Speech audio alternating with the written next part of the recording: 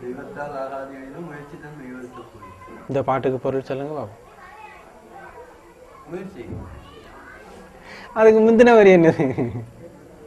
தெய்வத்தால் ஆகாது. தெய்வத்தால் ஆகாதுன்னு சொல்லிட்டாரு திருவள்ளுவர்.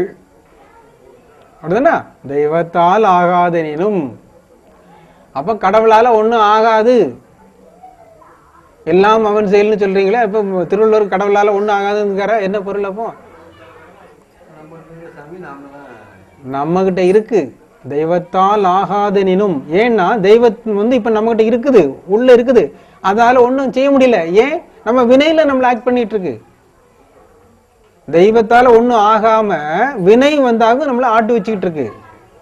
அப்ப இந்த வினையை தீர்த்தா, முயற்சி செய்து தவம் செய்து வினையை தீர்த்தா தெய்வத்தால எல்லாம் ஆகும்.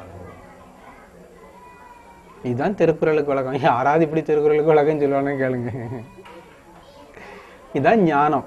அதாவது உண்மை பொருள் மெய்ப்பொருளை சிந்திக்கணும். எப்பொருள் யார் யார் வாய் கேட்பினும் அப்பொருள் மெய்ப்பொருள். மெய்ப்பொருள்னாலே கண் ஒளி தான், இறைவன் துலங்கக்கூடிய இடம் தான். கண்ணை தான் மெய்ப்பொருள்னு சொல்றது.